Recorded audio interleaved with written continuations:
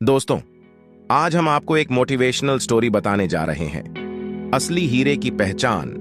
भंवरपुर के राजा अक्सर अपनी महल के बाहर दरबार लगाया करते थे, जहां वे अपनी प्रजा की बातों को गंभीरता से सुनते और उनकी समस्याओं को सुलझाने का प्रयास किया करते थे। एक दिन उस राज्य में एक व्यक्ति अपने हाथों में एक हीरा और एक कांच का टुकड़ा लेकर पहुंचा। देखने में कांच का वह टुकड़ा हीरे के समान ही प्रतीत हो रहा था। यह कहना गलत नहीं होगा कि कोई भी व्यक्ति दोनों को देखकर धोखा खा जाए और दोनों में अंतर ही न कर पाए। वह व्यक्ति राज दरबार में पहुंचा और उसने भारी सभा में राजा को चुनौती देते हुए कहा कि राजन, मेरे एक हाथ में एक बहुमूल्य हीरा है और एक में कांच का टुकड़ा। मैं इन दोनों को इस मेज पर रख रहा हूं। आपके इस राज्य में उपस्थित को व्यक्ति इन दोनों की पहचान कर दे कि इनमें कौन सा हीरा है और कौन सा कांच का टुकड़ा, तब मैं यह बहुमूल्य हीरा आपकी तिजोरी का शोभा बढ़ा सकती है। मैं यह हीरा आपको भेंट करूंगा। लेकिन इस बात का ध्यान रहे कि यदि आपने गलत चीज का चुनाव किया, मतलब आपने कांच के टुकड़े को हीरा बताया, तो हीरे का जितना मूल्य है उतनी धनराशि आपको मुझे देनी होगी। मैं कई राज्यों में जाकर यह खेल खेल चुका हूं और आज तक मैं कभी हारा नहीं। राजा ने उस व्यक्ति की बात मान ली और अपने सभी मंत्रियों से कहा कि वे असली हीरे को पहचाने। सभी मंत्री एक एक करके उस मेज के पास पहुंचे जहां हीरा और कांच का टुकड़ा रखा हुआ था। दिखने में दोनों में कोई भी अंतर नहीं था। कोई भी मंत्री असली हीरे की पहचान नहीं कर पाया और उन सबके मन में यही डर था कि यदि वे कांच के टुकड़े को असली हीरा बता दें, तब राजा को उस हीरे के मूल्य की राशि भुगतान करनी होगी। किसी को समझ नहीं आ रहा था क्या किया जाए। एक तरह से राजा की हार हो रही थी, राजा भी समझ नहीं पा रहा था।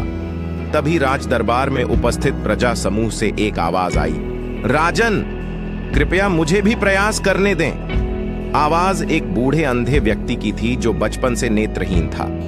सबको लगा कि इतने बुद्धिमान मंत्रियों से कुछ नहीं हुआ तो एक बूढ़ा व्यक्ति क्या कर लेगा। लेकिन राजा के पास और कोई रास्ता भी नहीं था। बूढ़े व्यक्ति को सहसम्मान उस मेज के पास ले जाया गया। उसने दोनों ही वस्तुओं को छुआ और एक झटके में बता दिया कि कौन सा असली हीरा है और कौन बस कांच का टुकड़ा। बूढ़े अंधे व्यक्ति ने असली हीरे की पहचान कर ली। वह व्यक्ति भी चौंक गया जो इस शर्त के साथ हीरा लेकर आया था। अब हीरे को तिजोरी में रखने की तैयारी शुरू होने लगी। बूढ़े बाबा की जय जयकार होने लगी। इसी बीच राजा उस बूढ़े व्यक्ति के पास पहुंचे और उनसे पूछा कि आपने एक झटके में ही असली हीरे की पहचान कैसे कर ली? बूढ़े बाबा बोले, राजन, मैं बचपन से अंधा हूं। मुझे किसी की चमक तो पता नहीं चली, लेकिन जब मैंने दोनों को छुआ तो इतनी धूप में भी हीरा बहुत ठंडा था और कांच का वह टुकड़ा धूप से तप रहा था और बहुत गर्म था। आपके मंत्रियों ने बस दोनों की चमक देखी, लेकिन उन्होंने असली हीरे का गुण नहीं देखा। असली हीरा हर परिस्थिति में ठंडा होता है। राजा को अपना उत्तर मिल चुका था।